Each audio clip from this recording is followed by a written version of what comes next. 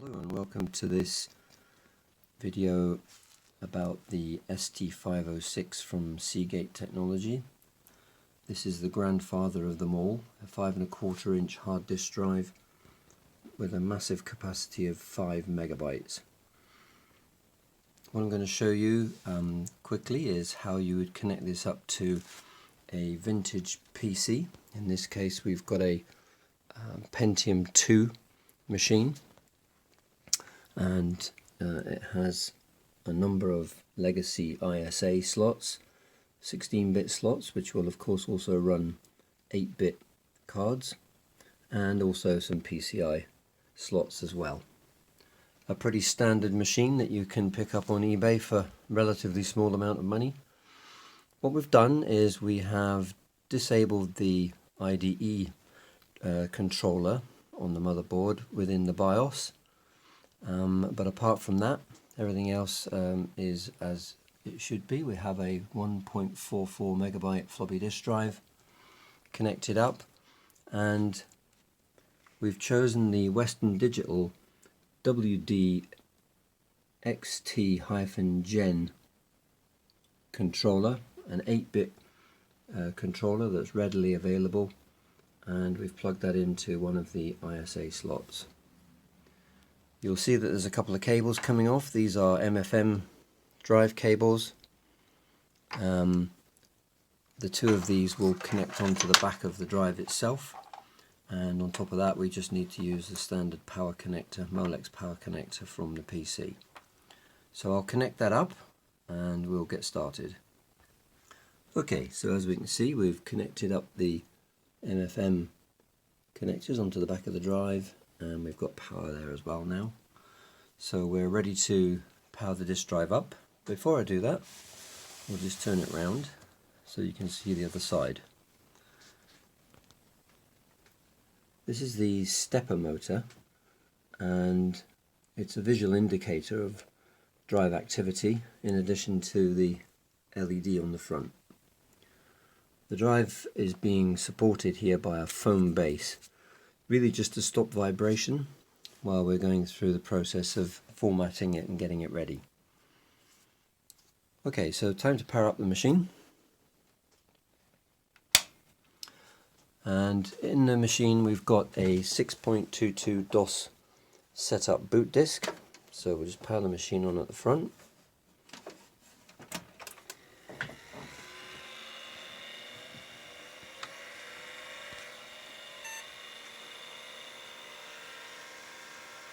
We're going through a memory test.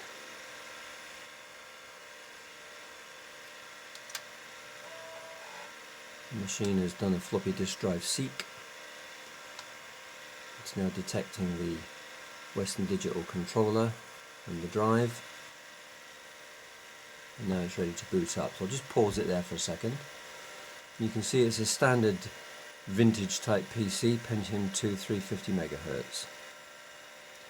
Okay, so let's carry on with the process of booting up. And here we're starting MS-DOS 6.22 from floppy disk.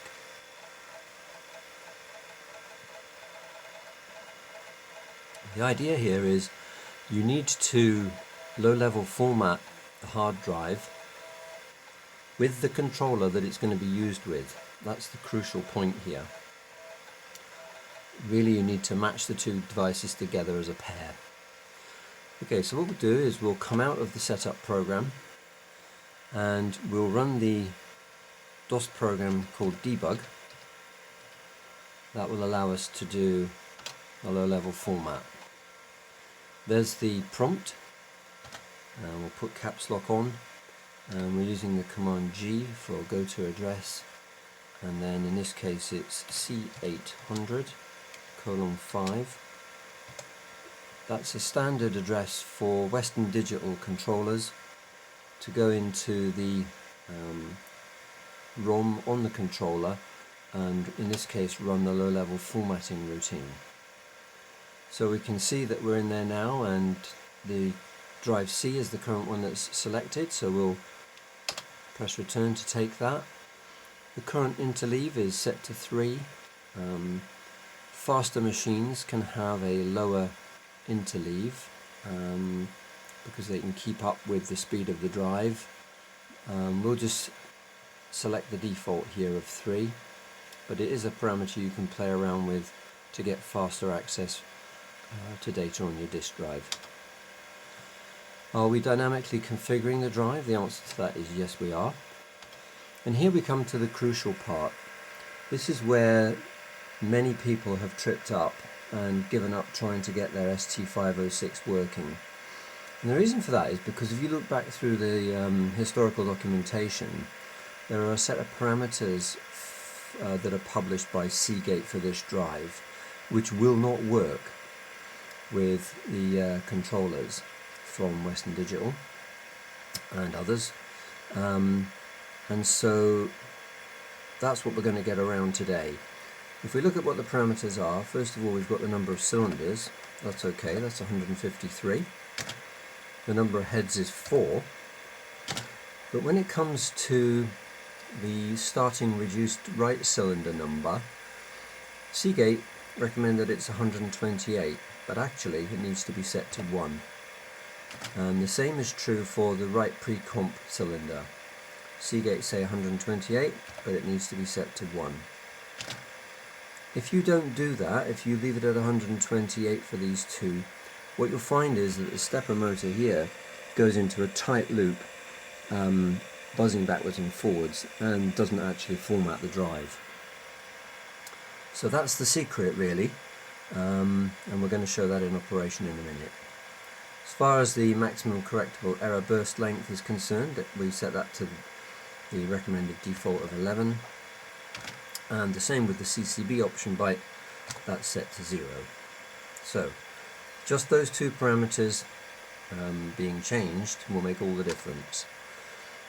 Are we virtually configuring the drive? The answer to that is no. And if we press Y, we'll now format the drive with an interleave of 3 using the Western Digital low-level formatting routine.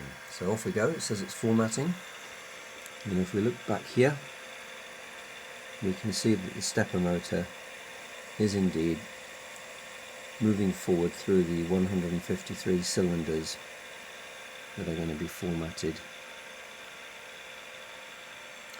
at low level, and the activity LED obviously is lit as well. So I'll come back to that in a moment once it's finished. Okay, so we can see that it's gone through its full travel. Coming back to the screen, it's asking if we want to format bad tracks. Well, this particular drive is new old stock, and it doesn't have any bad tracks listed for it. What you will typically find with second-hand drives is there'll be a sheet of paper attached to the drive telling you what bad tracks have been identified through its lifetime, and they need to be input at this stage so that they're ignored by the formatting process.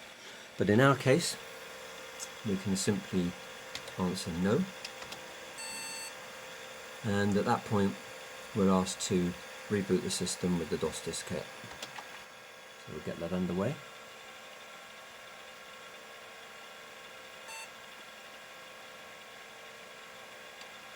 We'll skip the memory test because we've already done it.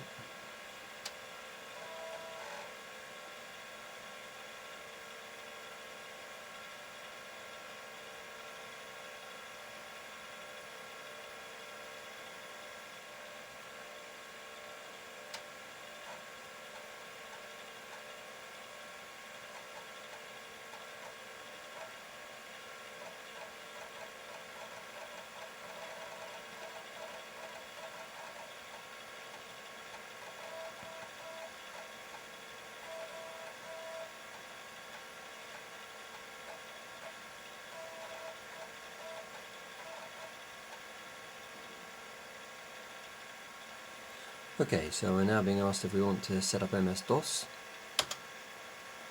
So we'll hit enter, and now the setup program is asking if we want to configure the unallocated disk space. So we'll accept that, and now it's asking us to restart again. In effect, what's happened behind the scenes there is that the DOS setup program has done an F-disk and it's created a partition on the drive ready to do a high level format.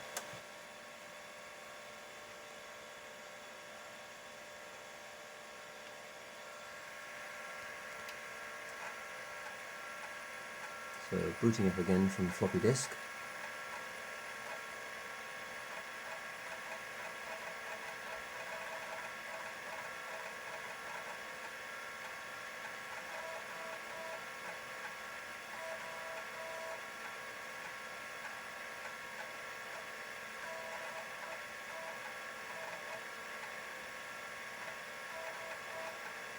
And it automatically goes ahead and starts the high level formatting process.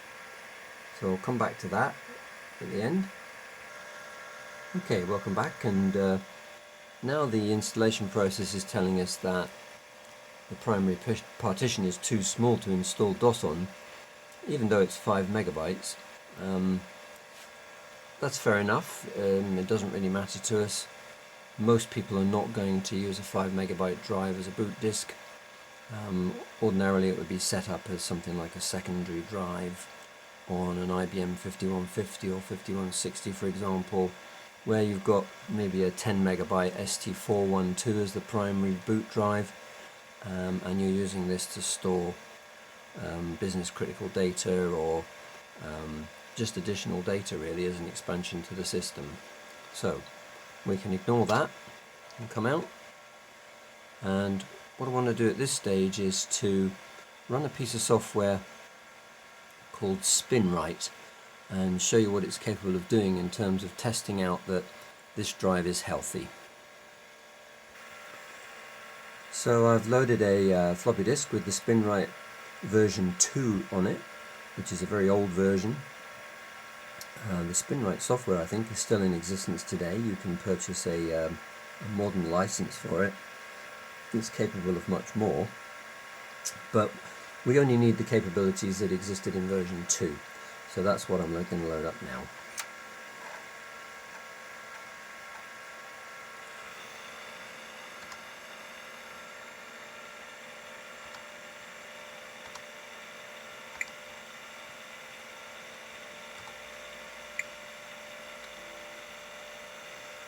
Okay, so first thing that spinrite is going to do is offer some menu choices, and we're going to use the spinrite analysis software.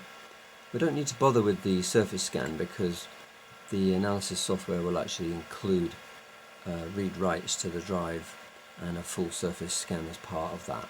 So we'll select the spinrite analysis.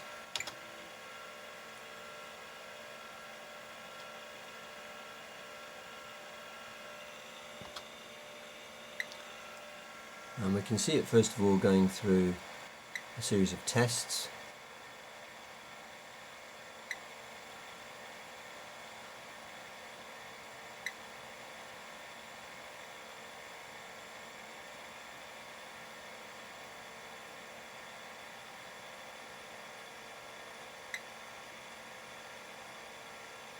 Before the actual analysis starts. Okay, so first of all it's going to do some track-to-track timing tests, and then it's going to do full stroke seek tests,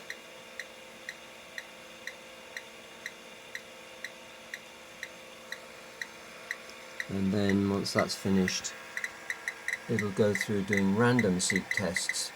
As you can see, it's doing 1,000 of them. You can see that happening here by looking at the stepper motor. So I'll pause the video while that completes and we'll see what we get at the end. Okay, so we're nearing completion here, and the 1000 seeks that it's doing between cylinder 0 and cylinder 153, cylinder 0 and 152, will give us a random seek average of 188 milliseconds. That's the figure we're really interested in. That gives the performance, if you like, of seeking on the drive. Okay, so the next thing it's going to do is do the sector transfer timing. and give us some more interesting information. The first thing will be the disk drive RPM, which should be somewhere around 1790. That's the designated speed of the drive in terms of how fast the platters are turning on the spindle. And then it's going to measure a number of other things, and we'll come back and have a look at those in a minute. Okay, so it's finished doing that piece of work, and we'll have a look at some of the things that it's bringing to our attention. The important thing here is that you can measure your drive against these numbers. This is a new old stock drive, and I know that it's performing correctly, so you can use these figures here as an indicator of whether your own drive is functioning correctly or not.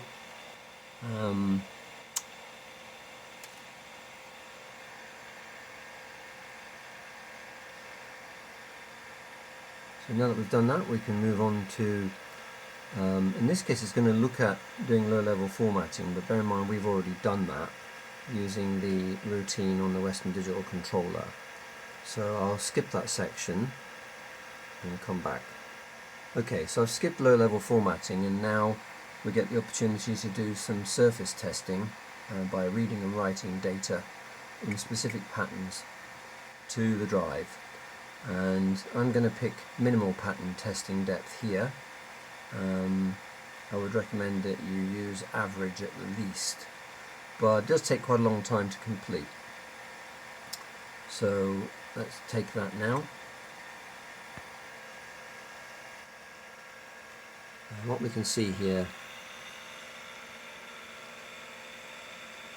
is that the software is writing a particular pattern and then reading it back, verifying it, and making sure that there are no errors.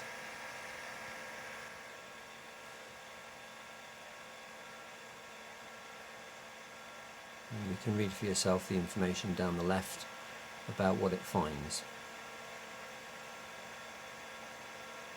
So this is the minimal depth, and as you can see it's going to take quite a long time to complete, so I'll let that run and I'll show you what it looks like once it's finished. Okay, so the spinrite software has finished reading and writing across the drive and doing a surface analysis in the process. What we can see from that is that we've had one defect detected, and if we carry on here we can see that we can press the space bar and have a look at the technical log.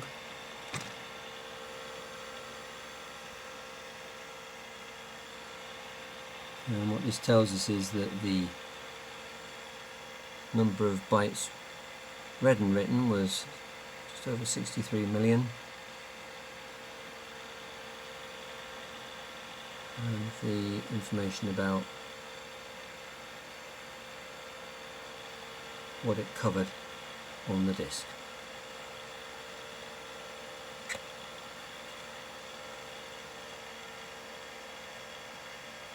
So we can now come out of the spinrite software.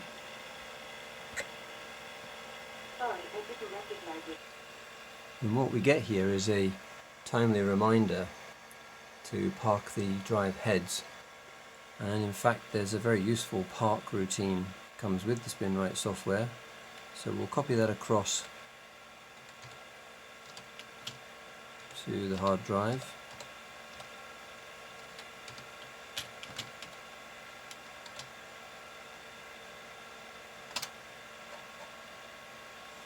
For when we shut the machine down. The next thing I want to do to just prove that the drive is operational is to use the sys command to make the hard drive bootable. It copies across the required system files and the command.com file, and then we should be able to remove the floppy disks and boot it up from hard drive for the first time. So I'll just get the DOS disk so that we can run the sys command. Okay, so now we've got the DOS 6.22 disk inserted.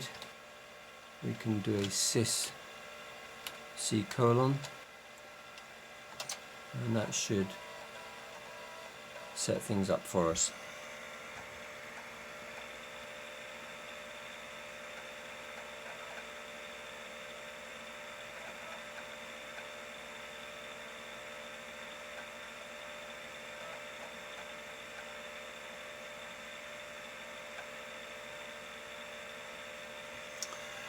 Okay, that's complete. So it's time to take the floppy disks out and we'll reboot the machine and see what happens.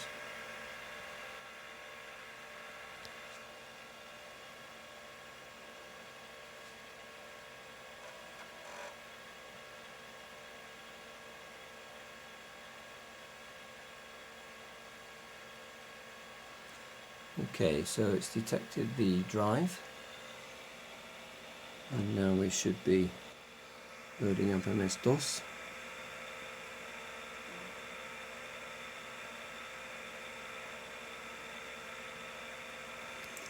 And we have a date and time prompt, and that's it.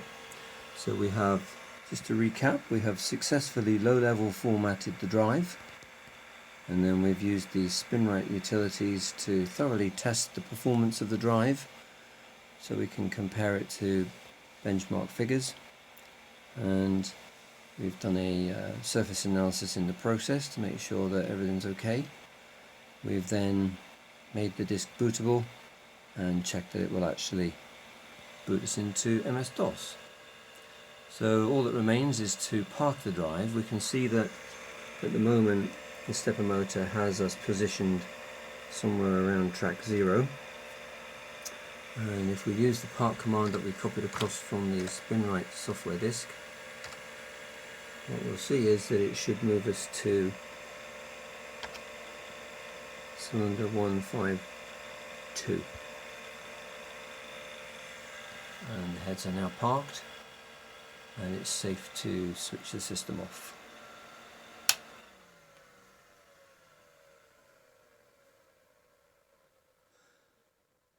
And that's the end of this demonstration on how to get an ST-506 heritage drive up and running on your vintage PC. I hope you found it useful.